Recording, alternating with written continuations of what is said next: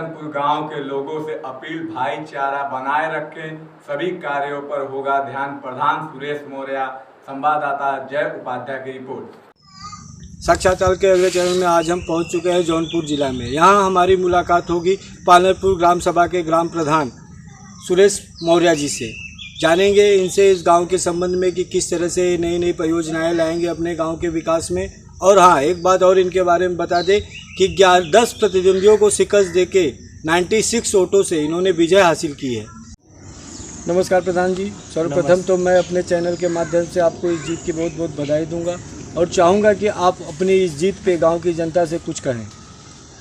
मैं अपने गांव की जनता के इस जीत के लिए हार्दिक शुभकामनाएं देते हैं और उसके बाद भाई जो योजना आएगा जी। शिक्षा के तहत हर गांव में प्राथमिक विद्यालय और आंगनवाड़ी केंद्रों की स्थापना की गई है ताकि छोटे बच्चों को पोषक तत्व आसानी से मिल सके और उन्हें शिक्षा भी मिल सके। तो आपके गांव ग्राम सभा में आंगनवाड़ी की क्या स्थिति है, या विद्यालयों में सभी कार्य पूरा हो चुका है, या आंगनवाड़ी कार्यकर्तियाँ क्या काम अच्छे से काम करती हैं या नहीं, इस संबंध में कुछ बताइए। हमारे यहाँ आंगनवाड़ी सब काम करते हैं, लेकिन मेरे यहाँ आंगनवाड़ी कार्यालय नहीं है और पढ़ाने के लिए वो सब केंद्र नहीं है, वो सब स्कूल में ही जाते हैं जी। और स्कूल का हमारा काम सब पूरा हो गया है जी, लेकिन आंगनवाड़ी केंद्र नहीं। तो आंगनवाड़ी केंद्र बनाने की आपकी प्राथमिकता रहेगी। हाँ, आंगनवाड़ी केंद्र बनाने की हमारी प्राथमिकता रहेगी। प्रधानमंत्री आवास योजना के अंतर्गत सभी गरीब तबकों के लोगों को आवास दिया जाता है ताकि वो अपनी जीवन बसर आराम से गुजार सके। तो क्या आपके गांव में सभी ऐसे लोग हैं जिन्हें आवास मिल चुका है, या कुछ ऐसे भी अभी पात्र बाकी हैं जिन्हें आवास की सुविधा से भी वो वंचित हैं? आवास की चिंता से हमारे गांव में अभी लोग वंचित हैं। बहुत लोग गरीब लोग आवास नहीं पाए हैं, उनको मैं दिलाने का काम करूँगा।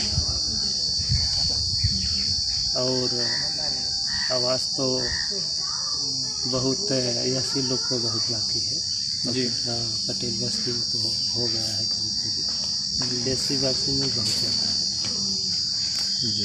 है जी। हर गांव में पहले के ज़माने में तालाब होते थे ताकि जल स्तर नीचे जा न सके और गांव में जो पशु पक्षी हैं उनको भी जल का लाभ मिल सके।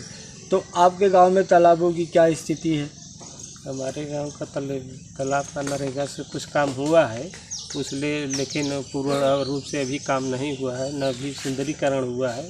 उस पर हम लोग उठुआ करेंगे उसको, क्या मैंने कि सुंदरीकरण में सीढ़ी उड़ी गटर वटर लगवाने का काम उसको आगे बढ़ाएंगे जी। सुंदरीकरण कराएंगे। सुंदरीकरण।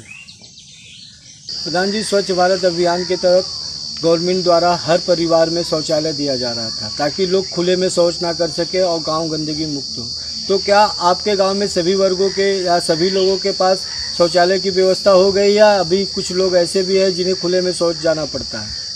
नहीं, अभी तो कुछ लोग ऐसे हैं, शौचालय तो बहुत काम हुआ, लेकिन कुछ ऐसे लोग हैं कि अभी किसी के यहाँ शौचालय नहीं बना हुआ है जी। वो खेत में बाहर जाते हैं जी, तब उन लोगों को भी शौचालय बनवाने का काम करेंगे। हाँ जी, देखिए, किसी भी गांव में आने जाने के लिए, एक बस्ती से दूसरी बस्ती में जाने के लिए रास्तों की अहम भूमिका होती है। गांव में अगर रास्ते सुदूर और स्वच्छ रहे तो पब्लिक को आने जाने में काफ़ी आसानी होती है। तो क्या आपकी ग्राम सभा में सभी जगहों पे रास्तों का काम हो चुका है, या कुछ ऐसी बस्तियां हैं जहां आपको अभी भी खड़ंजे या रास्ते बनवाने बाकी हैं? जी, हमारे गांव में बहुत खड़ंजे अभी बाकी है, कच्चे रोड है, उसको बने की इधर हरजन बस्ती में जी। हाँ।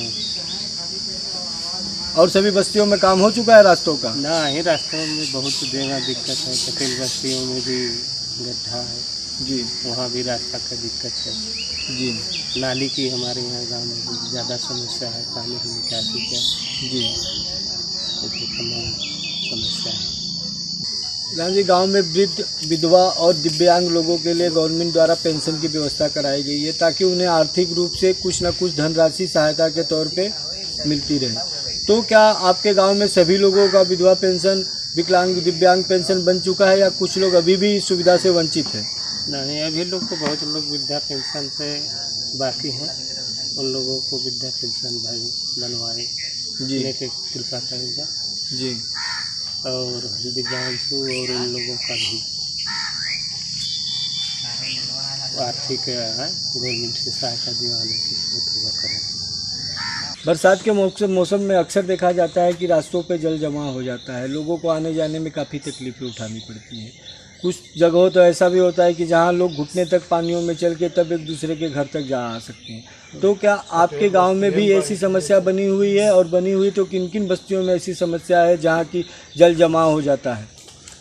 हमारे यहाँ तो ऐसी बहुत हुआ है, मैंने कि मौर्या बस्ती में भी जल हुआ है, विश्वकर्मा भी बस्ती में है, सरोज बस्ती में है, पटेल बस्ती में, सभी जगह पानी जुड़ा रहता है। उसको मैं निकालने का तो किस तरह से आप पानी निकालने का प्रयास करें? नाली बनवाने की व्यवस्था करना है।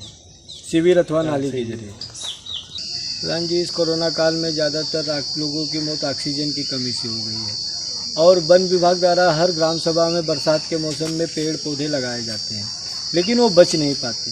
तो आप ऐसी कौन सी मुहिम चलाएंगे ताकि आपके ग्राम सभा में जो भी पेड़ पौधे लगे वो सुरक्षित रहे, बच सके? वैसे ग्राम सभा में हमारे बहुत से पेड़ लगे हुए थे, ये सब माने पेड़ लगेंगे तो उसको जालीनुमा से या घेरा जाएगा। उसको जालीनुमा ना ईटा से घेरा जाए जिससे पेड़ बकरी न कर चल नहीं पाए। जी। इस तमाम उठुआ से उसको रोका जाएगा। जी, पेड़ पौधों को बचाने का प्रयास करेंगे। प्रधान जी, हम चाहेंगे कि इस कोरोना काल में आप अपनी गांव की जनता को कुछ संदेश दें ताकि वो अपना बचाव कर सके। हम पहले सब ग्रामवासियों को यही कहूँगा कि वो मास्क लगाए और सैनिटाइजर से मने हुआ हाथ धोए, नहीं हुआ है तो साबुन से हाथ धोए, दूरी बनाए रहे, सबकी प्रेम भाव बनाए रखें। जी। यही हमारी हुआ है।